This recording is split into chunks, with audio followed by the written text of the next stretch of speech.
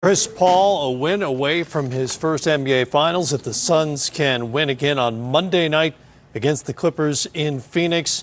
And now Devin Booker, the young star that CP refers to as an old soul. With Greg Moore with the Arizona Republic. What's up, Book? The nose doesn't look that bad, man. It's coming along, man. I appreciate that, man. No doubt, dude. Hey, listen, man, I want to know what you learned about your teammates during that cold stretch. Man, it was like 5 minutes. You couldn't get a bucket. You were stuck on 71. What did you learn about your teammates during that time? Well, we've been preaching all year. We have to rely on our defense. So, I think both teams were stuck at 70 and 71 for, a few minutes. I think we got a good couple opportunities. A lot of them rimmed in and rimmed out. But, you just get back and you play defense. You don't let your offense affect the way, that you guard. So that's what we relied on all night. I think it was an ugly game from beginning to end, honestly, if you're talking from a scoring aspect. But, we dug in and got stops, and it's the playoffs. Any way you can come out with one.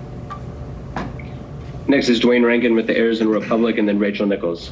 Yeah, Devin, when did you decide you were going to ditch the mask? I think I took it off after I missed the layup. I said after the game, if I get hit again, which you don't realize how much you get hit in the face until you take it off, that, I can get surgery after the season. And, I'm not blaming anything on the mask, but, I haven't played basketball with the mask ever in my life. So, it takes some getting used to. And, at that point in that time, I didn't want it.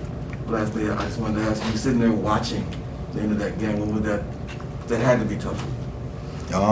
Yeah, tough, because I know I let my team down in some aspects of grabbing some pretty cheap fouls early in the game. And, you're not thinking about that early in the game, how it can affect the end. So, it's a learning lesson for me. And it's easier to learn after a win. So, go back, watch some film, and just clean up the little mistakes because, if you want to win big, how we're trying to, I got to be out there for my team. Next is Rachel Nichols with ESPN, and then Dave McMenamin. Chris Paul, as you know, just called you the oldest 24-year-old he's ever met. I think that's a compliment. I'm not entirely sure. What do you think it is about you, the way you grew up, the way you have spent these last 6 years in the league, that has made you an old soul, as he put it? I'd say just experiences. And like you said, just the way I grew up, having an older brother. Wanting to hang out with him and his friends all the time, and then I moved to Mississippi with my dad, and I'm with him and his friends all the time. And those are the environments I've just been in. Those are the gyms I've been in, and it's always been grown conversation. So even when I spent time with them guys, I listen more than I talk. So I just pick up the way people carry themselves, and I was around some really good people growing up that they nurtured me and taught me a lot. Do you not intend to wear the mask then the rest of the way here?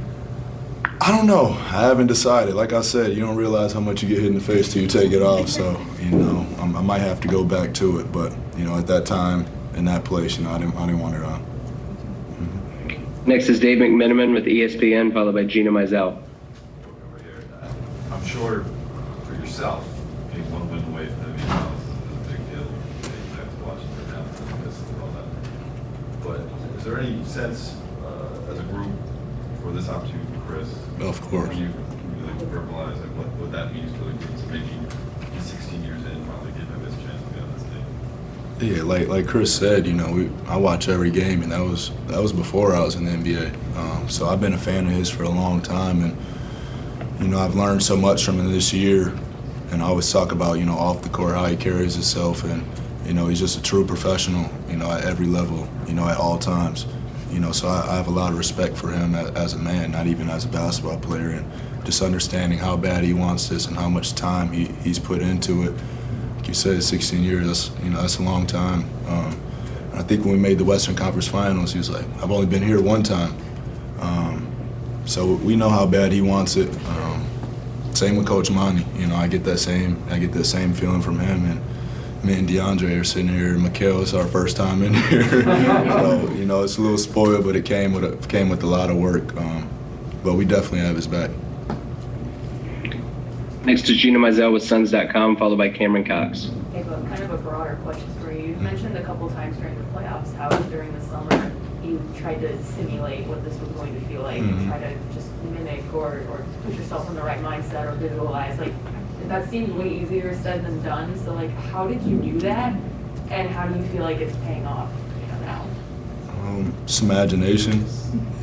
While you're out there by yourself, obviously you can't mimic the crowd or everything that's going on, but you like a kid again. You just imagine yourself in those situations. You look up at the shot clock. You pretend it's winding down. So it's just little things that that's how you get the most out of your workouts. So me and my dad talk about all the time is being efficient with your work. And when you're in there taking every rep serious as if it is the playoffs or as it is the finals, you get some really good work in. Does it feel like it is paying off? Like, okay, even though I am in this situation for the first time, it feels familiar in a weird way? Yeah. Because at the end of the day, it's basketball, and I've watched a ton of playoffs, but like I said, you can't mimic the crowd, the atmosphere, can't mimic picking up your sixth foul. That's frustrating, but as far as the game, yeah. Or having to like set a screen with a broken nose. Exactly. Next up is Cameron Cox with 12 News, followed by Ramona Shelburne. Hey, Book, you guys are one win away, obviously, from going to play for an NBA title. Do you let your mind go there just yet, or what's the thought process after this one? We know it's on the table. We know it's there.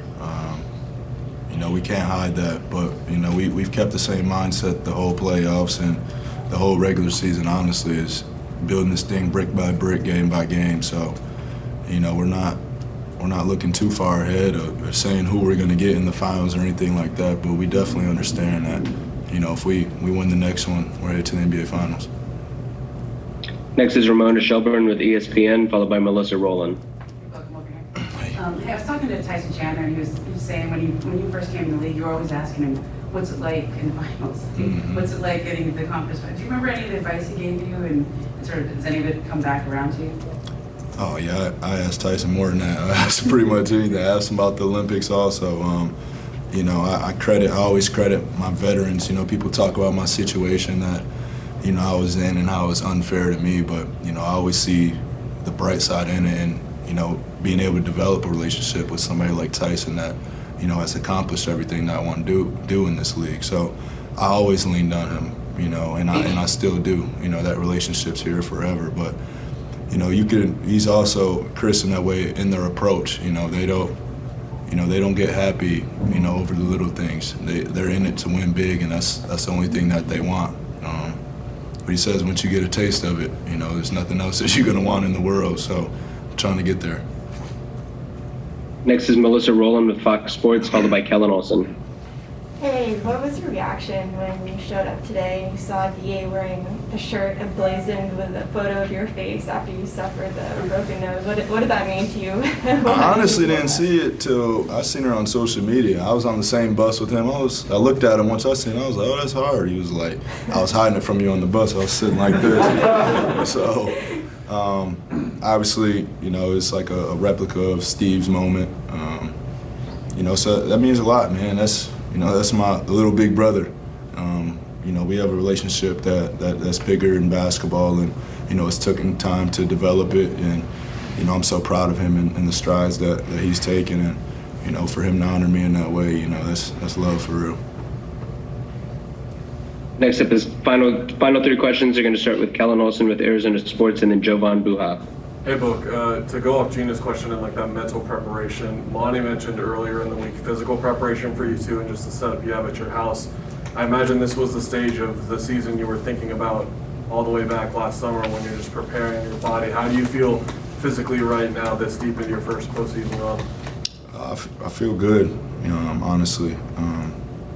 And it does. It takes it's time consuming, taking care of your body. I have a whole routine and operation at my house with infrared sauna, light stem bed, so a whole bunch of things. And David Crew on our training staff, we put a lot of time in. I tell him all the time, I talk to you and see you more than I see my mom. So we're always together, and he's on the same page as us. He understands how important our health is, and he puts in the extra time, and he spends a lot of time working on me. Final 2 questions are Jovan Buha with The Athletic and Mark Medina. Hey, Book. DeAndre had 9 offensive rebounds tonight, and Monty was saying that he's one of the best he's ever seen at just going straight up over guys and not fouling, and we're back. So I guess how important was that for you guys in a game that you did shoot 36% overall and kind of just winning the margins like that with his hustle and effort? Yeah, that's his nickname, dominating.